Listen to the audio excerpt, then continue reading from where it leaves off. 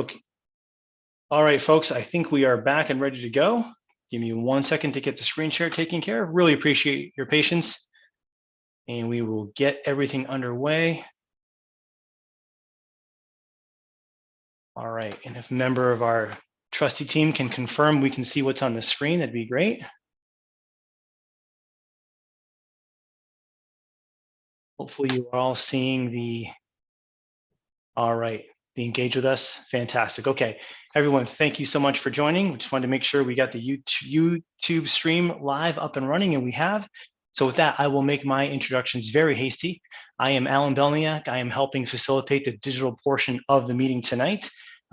Coming up next, we have a presentation to walk you through, as well as a nice video to explain the project. And then we've got several project team members here on hand to answer some questions. We are accepting questions through the Q&A box inside of Zoom down below. So please just click Q&A and type your question in, as some of you already have. Thank you very much for that.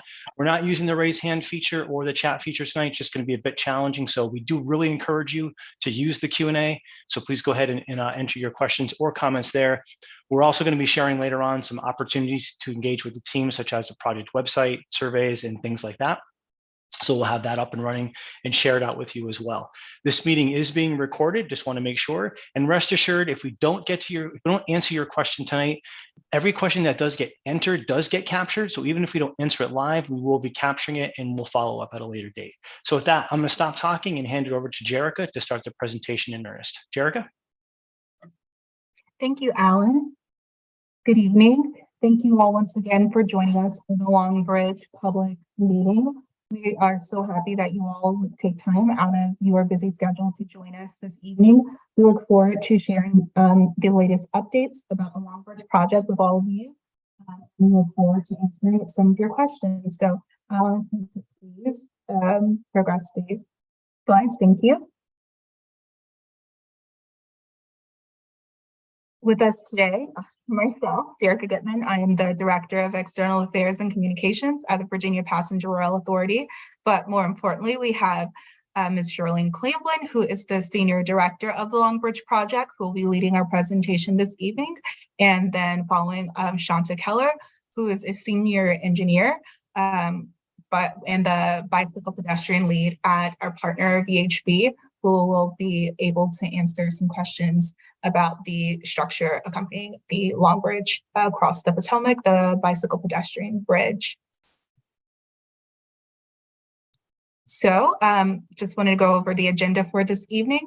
We'll give you a little bit of an overview of the Virginia Passenger Rail Authority. We are a newer organization and we are responsible for the delivery of the Longbridge project. We'll talk about the project scope, the schedule, which is very important, packaging and procurement. And then we'll go through the project itself, the rail bridges, the bicycle pedestrian bridge, and then the pedestrian bridge on Main Avenue. And then we'll talk about next steps. So who is the Virginia Passenger Rail Authority, or VPRA? We were created in 2020 by the General Assembly, and we are here to design, build, and essentially deliver the Transforming Rail in Virginia project. We can and will own rail assets and right-of-way and partner with others like Amtrak, VRE, CSX, Norfolk Southern to operate passenger and commuter rail service, and we're governed by a 15-member board. As I mentioned, we are responsible for delivering the Transforming Rail in Virginia, and it's a generational passenger rail project. And it's not just transforming rail, is just not a name, but it really is something that's never been done before by a state. It's the CSX agreement was done, an acquisition of the corridor between Washington, D.C. and North Carolina. You can see the phase 1 and 2 improvements on the right side of your screen. It's going to, starting with the Longbridge project in Washington, D.C., construct a dedicated 2-track passenger corridor separating passenger and freight rail. And so not just transforming passenger rail, but also helping to improve freight rail as well. The completion of each phase will trigger additional VRE and Amtrak service. And at its completion, the program will double state-supported Amtrak service into Union Station and increase VRE service by 75%. And now I'll turn it over to my colleague Shirlene to get more into the Long Bridge project. Thank you, Jerica. So you can see the location of the project here, basically right in the center of the Washington, D.C. metropolitan area. You can see the star in the kind of the middle diagram up at the top. And up on the right-hand side, you can see the actual project corridor starting near the shore on the Virginia side, extending across the Potomac and ending near the L'Enfant VRE station in the District of Columbia. The diagram here at the bottom just shows you a little more detail. We're beginning the project right beyond the Roslyn basically switch, right near the Long Bridge Aquatic Center, extending across the Potomac River through East and West Potomac Parks, across the Washington Channel, and then up through the main avenue area into the portals, and then terminating just before the L'Enfant switch up in the District of Columbia. Next slide. The project has mainly 4 different areas, each with their own different character. In the GW Parkway on the Virginia side, we're going to be building the Potomac River Rail Bridge and the Potomac River Bicycle Pedestrian Bridge over the George Washington Memorial Parkway. In the Potomac River, we will continue those 2 structures across the river, sandwiched in between the existing Long Bridge and the WMATA Yellow Line Bridge. You can see that in the diagram there around the number 2. Number 3 is East and West Potomac Parks. We'll build a bunch of bridges there. That's where both the bike pedestrian bridge and the rail bridge over the Potomac will terminate, but we'll continue the rail corridor on. That is where the bike ped corridor ends, but the rail corridor will obviously continue on up through East and West Potomac Park, either on retained by walls or on bridges over I-395. The Ohio Drive Southwest East Road over Washington Channel, and then we move on to the Main Avenue area where we will be rebuilding the Main Avenue rail bridge. We will be taking down the existing pedestrian bridge over Main Avenue and rebuilding a new bike ped bridge in its place. The project does then extend up through the portals area, adding that 2-track corridor, and terminating then again at the just before the switch at the L'Enfant VRE station. Next slide. So here are just some stats about the project. And then we also do have this overview video that I'd like to show you because it really does demonstrate better than anything exactly what we're going to be building out here. So with that, Alan, would you like to launch that? Yes, give me one moment to get that ready to go.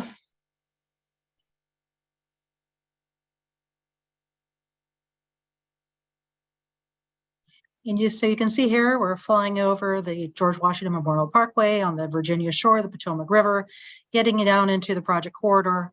You can see the existing Long Bridge and the existing WMATA Yellow Line Bridge at the top and the bottom of these 4 bridges. And then between those 2 are visualizations of the 2 new bridges that we will be building. The new passenger rail bridge, and then the new bike pedestrian bridge.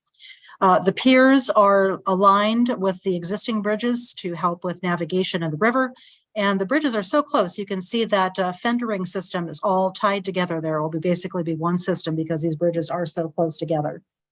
It is extend, obviously, across the river, alighting on the Potomac shore. That is where the bike pedestrian bridge ends. But the rail corridor will continue, still building offline from the existing rail line. But as we get further into DC, we don't have as much space to spread out that way. And so we're going to have to be rebuilding this entire corridor to make room for 4 tracks where there are currently only 2. So we'll be taking down the next 3 bridges. I think we're going to do a little swing back here, though, to take one final look at the I-395 bridge that we'll be adding. This will be built offline from the existing rail line to bridge over both I-395 and the WMATA Yellow Line tunnel portal. But then we do get us into this rebuilt area where we will be having to take down the existing 2-track bridges and be rebuilding them with 4-track bridges over Ohio Drive East, the Washington Channel, and then Main Avenue Southwest, these three bridges that you can see right here. In addition, you can see the rebuilt, well, here's a blow up of the Ohio Drive 4-track bridge, rail bridge, and Washington Channel 4-track bridge. And then we'll take another look on up towards the Salamander Hotel, the Portals area. You can see the new pedestrian bridge that we're going to be rebuilding over Main Avenue. That is just a concept. We are still working with all the property owners in that area to decide ultimately exactly what this will look like. But this is, you know, similar, close to what I'm sure we'll end up with in that location. So swinging back, we head back towards the Potomac. You can see the Jefferson Memorial there to get your bearings, and then heading off across the river on back towards the Long Bridge Park and Aquatic Center on the Virginia shore. And that's probably enough, Alan, if you want to cut it there. And get back to our presentation. Okay, next slide. Okay, so for the project schedule, the project has been around for some time, started in 2011. And that at that time it was led by DDOT. They oversaw the project until they received a record of decision back in 2020, same year that VPRA was created. And so we took the project over starting in 2021. We're currently in that gold box, just about at the end of the gold box. We do have 30% design out for review by all the stakeholders, getting those comments in, starting to address those. We did just issue our first request for qualifications for the north package of the project last Friday.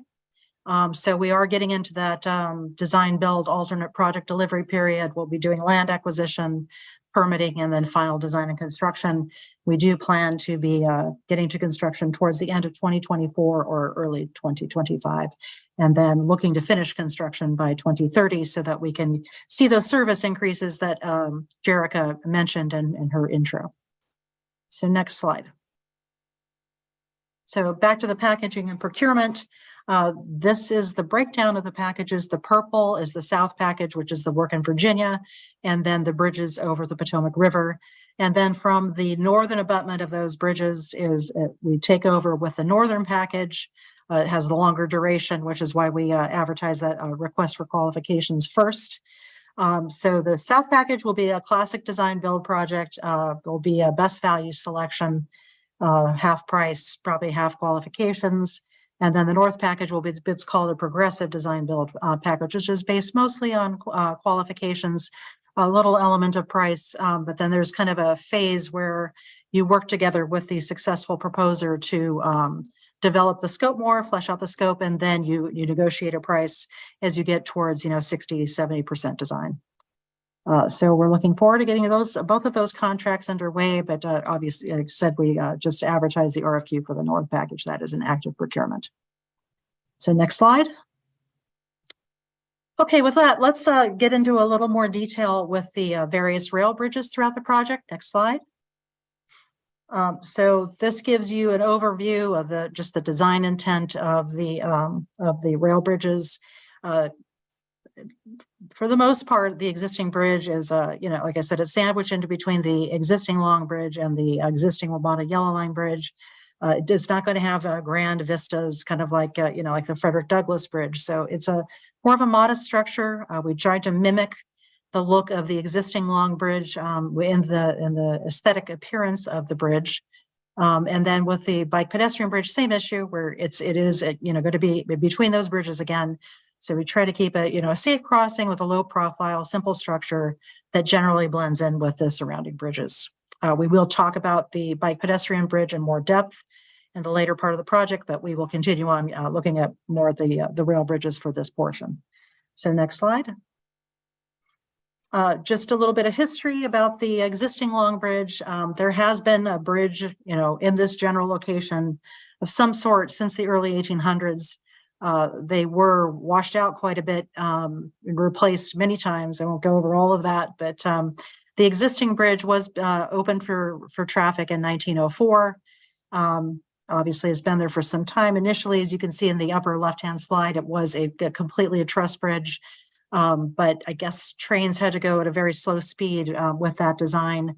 So during the Second World War, it was rehabilitated and come up with the design that you see now, that they did retain the truss for the movable span. During the 60s, it was determined that they no longer needed to have this portion of the river navigable for large vessels. And so the bridge actually hasn't opened since about 1969. I don't even think it can open anymore. This portion of the river is mostly used by recreational vessels or for tour boats. Those is most of the traffic you see up and down this corridor. And then there's a visual of the GW Parkway Rail Bridge, also from 1904. Next slide. So again, that we are trying to mimic the look of the existing rail line that's going to be, or existing rail corridor that's going to be staying in place.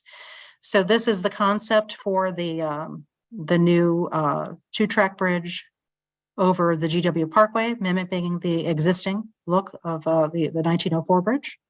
Next slide.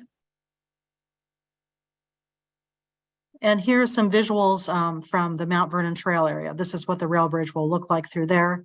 Again, mimicking the existing bridge and having those round columns supporting the structure so that there's more visual openness for safety and security reasons so that you can see through those columns. Next slide.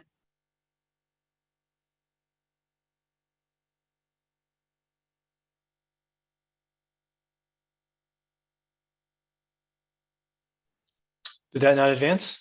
Sorry, I thought it did. Do you need to be on slide 17 or 18?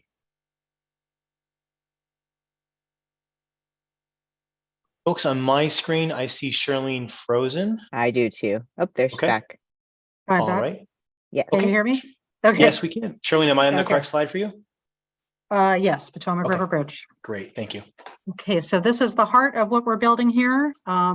Again, we are mimicking the existing bridge, though our bridge is slightly higher. So the piers do have a bit of a different look, though they do have the same proportions, same general material that was used in the historic piers of the 1904 bridge. We do also have the icebreaker nose upstream and a rounded downstream to ensure that we have turbulent flow around the structure, or that is kept to a minimum. And the proposed piers will approximate the existing bridge stone masonry, obviously not with that weathered look, since they haven't been there since 1904. Next slide.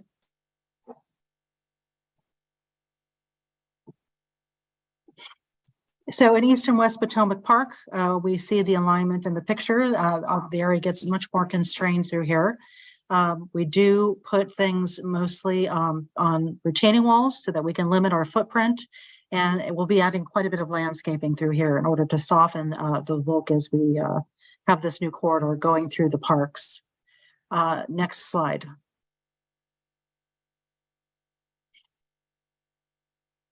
And so this is the I-395 rail bridge, the existing conditions. Again, we're trying to mimic that look with the new rail bridge. Next slide.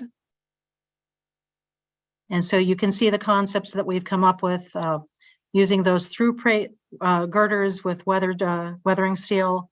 And we're currently looking at the two different concepts here. The first one is with the round columns supporting the bridge, or with the wall piers at the bottom. Those are both being currently assessed by the structural engineers and also by those with a vote in the aesthetic look of the structure. And so we should be getting to closure, I would think, within the next few months regarding which of these options we're going to be able to proceed with. Next slide. And here is the East and West Potomac Parks, Ohio Drive Southwest East Bridge.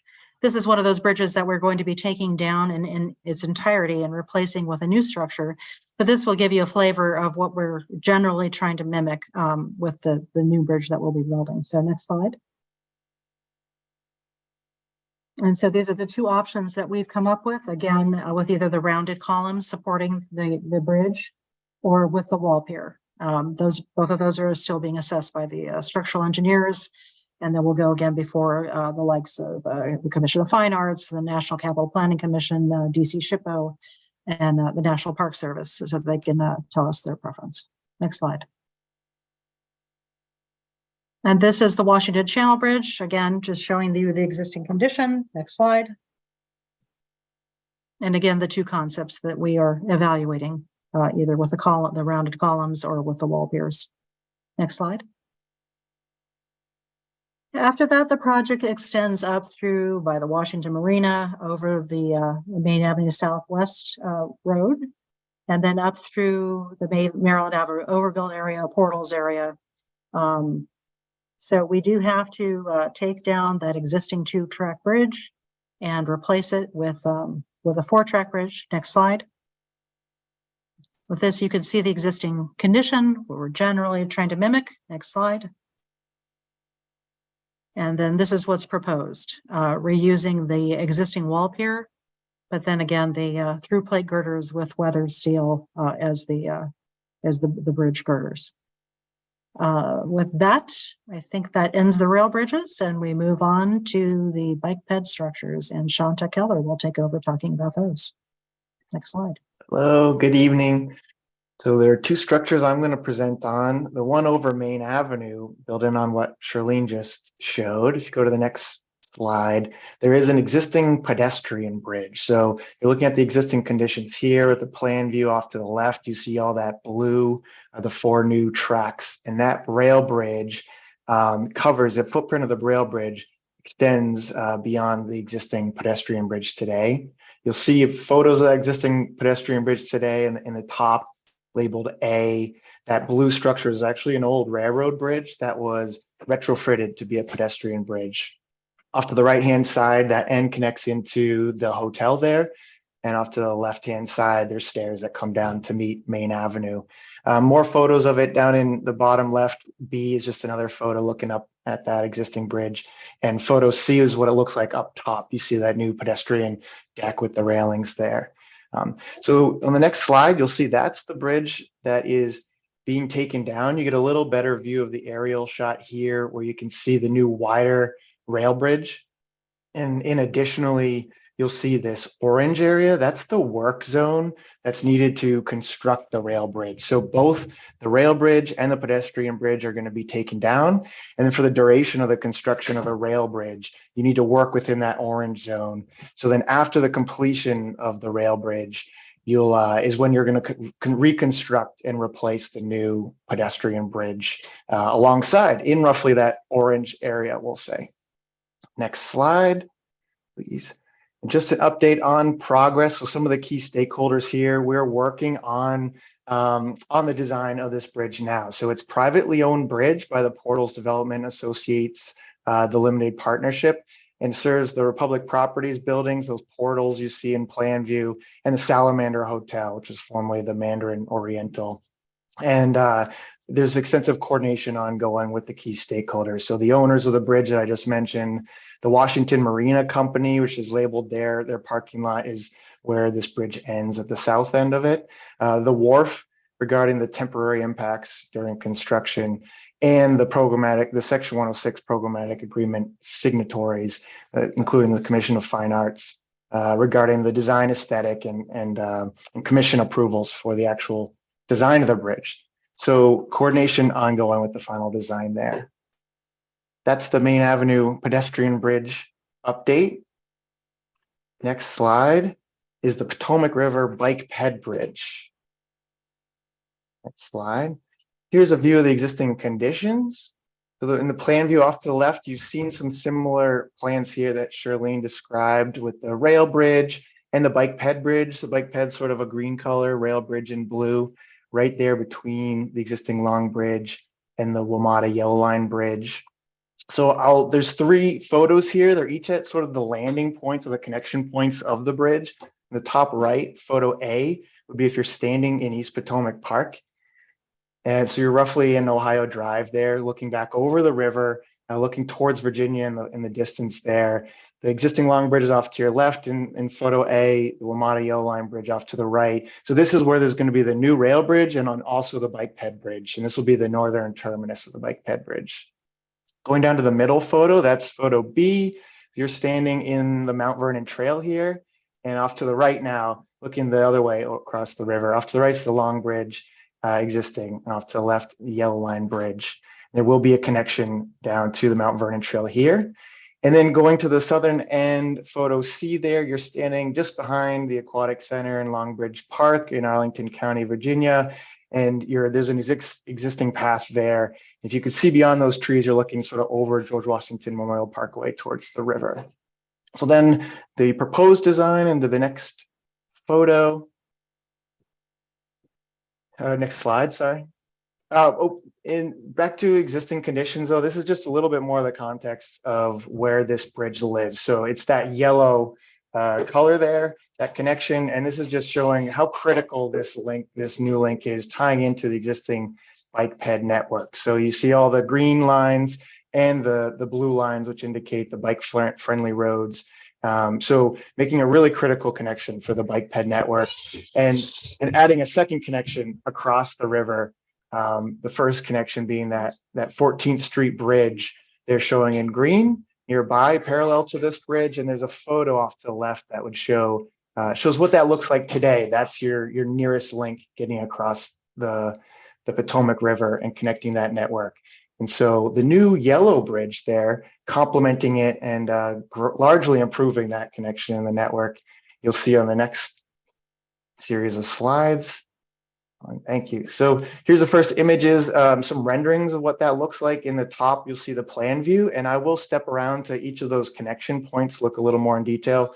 But just generally speaking, looking at typical sections, the bottom left-hand side A, photo A, this is a rendering what the bridge will look like from the side view. You see in that dark brown color, that's the structural truss section holding up, spanning between the piers. You can see those single column hammerhead piers there. Those piers all align with the railroad bridge piers, which sort of fixes the span of the span lengths. And then off to the photo B, off to the right, is a perspective view of what this will look like when you're riding on this bridge here. The next slide, there's a sort of a more engineering section drawing. Here we go. And this slide is trying to illustrate the update that we've made since the last public meeting. So if I could draw your attention sort of off to the right-hand side where there's the yellow or gold color, that's the section that we presented at the last public meeting. And we've made a few updates to this. So two really notable updates, one being the height of the truss above the deck level. We've brought that, used to be sort of overhead above eye level, and we've brought that down lower relative to the deck, which would be off looking at on the green side off to the left. You'll see that's below eye level now. The goal of that just being to reduce sort of improve the user experience and reduce the obstructions of views from on the bridge, but also considering the impact to the national parks and users looking at this from externally, making it sort of minimizing the smallest view shed of this bridge and the smallest visual impact of the truss from the side. So squeezing it down vertically, but then horizontally, we've widened it by 2 feet. So where it was 14 feet between railings, now we have 16 feet clear between railings. One more third detail here is a new railing detail, but you'll see that a little better in the rendering views that are coming up. So next slide, please. Here's a view of the southernmost connection. This is right behind Longbridge Park. In the plan view up top, you can sort of see where we're looking from. Down looking at the bottom, we're right behind the Aquatic Center. Today, there's an existing perimeter path, a paved path that wraps around the back of the Aquatic Center that we're meeting, a 10-foot wide paved path. And what we're going to do is connect the bridge directly into that path, and we'll carry the 16-foot wide deck. We'll neck down to a 12-foot wide path and wrap around with a nice 42-foot radius curve that will accommodate all user groups and emergency vehicles as well. And it will narrow down to meet that existing 10-foot wide trail. We also plan on having a little rest area. That's that triangle at the bottom with some signage, a little rest area, and then a pedestrian connection that extends and wraps around the other side of the building up to towards the front of the Aquatic Center. And there's coordination ongoing with Arlington County and with DDOT and other stakeholders to refine the design here at this connection. The next connection moving a little bit further up, will be down at the Mount Vernon Trail. So there are two connections that'll get you down after you've crossed over George Washington Memorial Parkway. In the foreground here, there's stairs that'll connect directly down for those who choose and are able to use the stairs to get to the Mount Vernon Trail. And then coming from over the river is a ramp, a full 16-foot wide ramp connecting down into the Mount Vernon Trail. The Mount Vernon Trail itself, we're going to be accommodating the current planned widening of the Mount Vernon Trail, and the Mount Vernon Trail will be elevated ever so slightly. So today the Mount Vernon trails are between 8 and 10 feet wide. So we are planning on widening it out to the planned 11-foot wide intersection. Intersection details here are being coordinated and being refined with ongoing NPS and DDOT and other Arlington County and other stakeholder coordination here. The last feature I'll just note are those railings I mentioned. Having the independent railing system, which you can see sort of in a gray color embedded inside of the dark brown structural truss, with having a continuous independent railing system, it smooths the connections in between the ramp in the foreground, sort of there, coming down into the connection points in and around the stairs. So you'll just have a smooth, continuous railing in and amongst some of these somewhat more complex connections and geometries here. The next slide is our third and final connection here. We're in DC now in East Potomac Park. So coming up from across the river, the bridge sort of slopes down, and then there's a T-shaped intersection. So users will generally be cued to slow down and choose whether they go left or right, and eventually we'll come down and tie into Ohio Drive. And what we're showing here is the current planned project that's a partnership with NPS and DDOT to add bike lanes to Ohio Drive, which we anticipate will be ready and done to receive our landing from our bike ped bridge.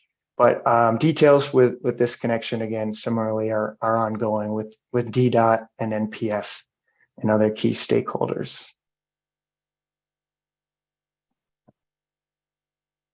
Thank you. Thank you, Shanta. So on to project next steps. So we are going to continue to, it's still March. We have one more public engagement in-person event, which will technically be in April 1st. At the Farmers Market in Southwest DC.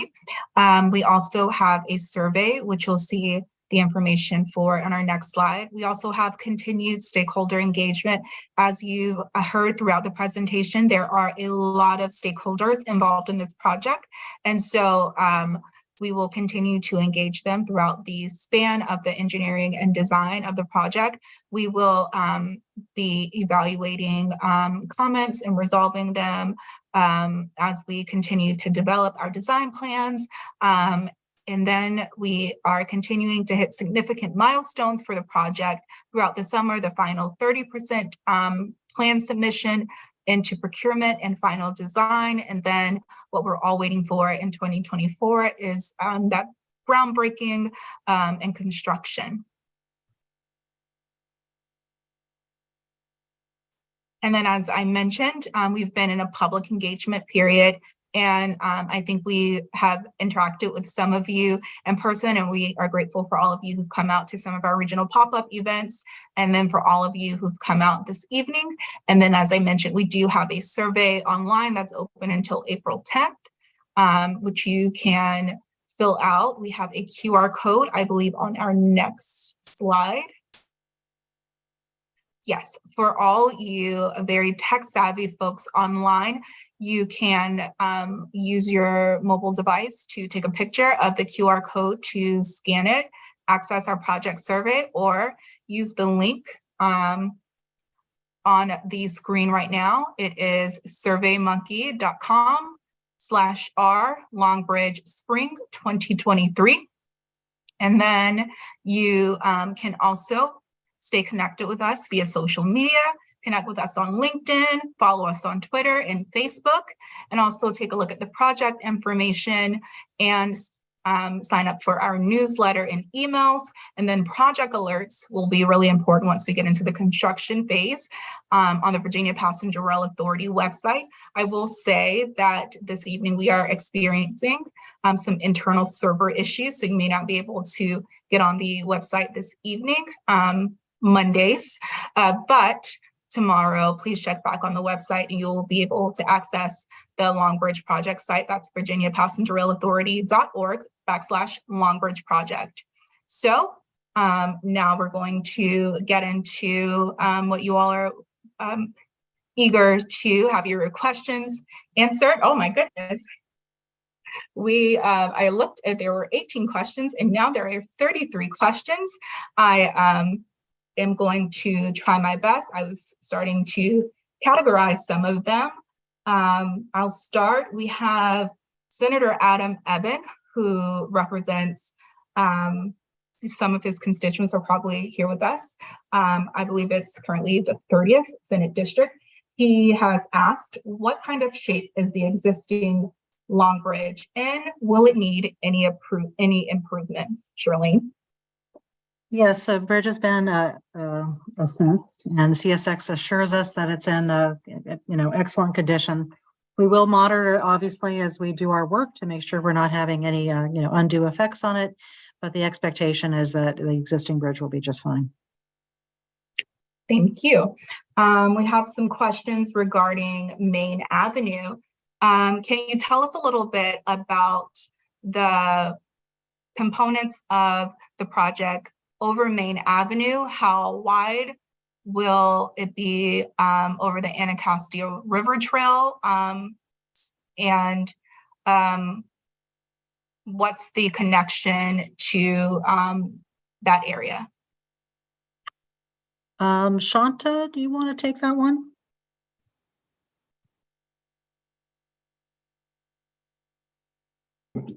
Sorry, Jerica, could you repeat that and elaborate a little bit more on? So it says for the new rail and pedestrian bridges over Main Avenue, how wide will it be over the Anacostia River Trails or sidewalk? Right, so and we're existing widening. bridges? Yeah, We're widening that sidewalk. What is the width going to be there now, Shanta? yeah, sorry. And I like to, it's a small nuance, but I call it just a pedestrian bridge. And when I hear bike pedestrian bridge, that's the one over the river, not being designed to accommodate sort of continuous riding bikes across that new pedestrian bridge over Main Ave, since you are going into the hotel balcony. The pedestrian bridge over Main Ave and the rail bridge, the abutments today are really close to Main Avenue and they are being pushed back. I don't think it's been completely settled how wide that pedestrian or how wide that sidewalk will be, but I believe close to 15 feet plus or minus, if getting close. And we are aware that that path is a planned extension of the future Anacostia Riverwalk Trail. So the goal is to match the sidewalk that's under the 14th Street Bridge with our bridges. Okay, And thank you. the plan for the width of the bridge, the pedestrian bridge over Main Avenue is what pedestrian- it's currently? Oh, that's the sidewalk below, and then the planned width for the pedestrian bridge over, still in design. It will the walkway itself will be at least as wide as it is today. Today it's about 7 feet. It will most likely be between 8 to 10, maybe a little bit wider feet pathway, but also accommodating landscaping on either side. So the whole structure might be between 25 or up to even 30 feet wide. Yeah. The existing bridge is owned by the Portals, and they have requested that we maintain the planter blocks kind of look like the existing bridge has. So that will add some width to the structure. Thank you both. This is a construction related question. For the North Package, can the railroad be shut down for a period of time and prefabricated bridges be installed to reduce the construction schedule? That is the plan. We do have agreement from CSX that we will be able to shut down the corridor for, we like to say a 3-day weekend. I don't know if they would like it to be quite that long. But as long as we need no more than 3 days to be able to slide in some prefabricated bridge structures so that we can reduce the overall construction time, at least for the Main Avenue Bridge. I don't think that's going to work for the other locations, but at least for Main Avenue, which is the critical path for the project, it is looking like we will be able to do that there. Yes. Perfect. So this question is related to L'Enfant Plaza, which the person mentions that we don't go into because for the purposes of the Long Bridge project, this is L'Enfant is a separate project, correct? Right. Mhm. Yes. Do you have a few more details about some of the work that will be happening there? This person is just interested in what the connection will be beyond the hotel. Well, VHB is the designer there too, so maybe you guys know. I mean, we will be having again the 2-track passenger rail corridor up through there, but there's also station improvements, right? Lee or Shanta, that they're going to be making as part of that project. So do you Sure. have any- Yeah. So there'll be a 4th track added. So it'll be, kind of match what's going across the river, and there will be a new station for L'Enfant that'll then be an island platform that can be served by trains going in both directions. And that'll then take you to the First Street Tunnel. Do you know what the schedule is on that? I'm not sure where it is now. I'd probably just have to look at VRE's website to see what the Well, I'm latest sure is, we're going to but- be the long pole in the tent, so they will need to be Right. done by the time we're done in 2030. Mhm. So I would imagine their duration is less than ours, but we can get you some more information and provide it in the written responses. Absolutely. Are there any DBE goals for project design and construction? Yes, there will be. We have not determined what they will be yet, but stay tuned. Yes. Perfect. Another construction question for the passenger, commuter, and freight rail. Do we have an idea of the schedule, or will they be maintained during construction, or will we have to temporarily discontinue or reroute service as we are doing construction on this active rail? For the most part, things will continue as they are now. That was an agreement that we made when we proceeded with this project, is that we would have to maintain rail operations. So a lot of the work will be done at night when there aren't as many trains running, and other than that, extended closure for that weekend, things should be pretty much the same as people experience now. Obviously, the trains will have to move. As we build one section, we'll move trains to that built section so that we can again, go and address the portion where the trains were before. But the actual service should stay pretty much the same. Yes. I lost the question, but it was an interesting question. Oh, okay. What was the reason for locating the PED bridge within where it currently is between the WMATA bridge and the new bridge? Is it because of where we purchased the right of way? Well, there's that, but I'm guessing there's more to it than that. Lee, do you want to take that one? Sure. So during the EIS phase, we looked at several options for the location of the new PED bike bridge, including one option that would have placed it south of the existing rail bridge. The main reasons that was not carried forward, one was the fact that it would not allow a connection to Long Bridge Park in Arlington, because you would then be on the wrong side of the rail bridge to make that connection. And then also there were concerns about the visual impact. So those were the 2 main reasons why it wasn't carried forward. Thank you, Lee.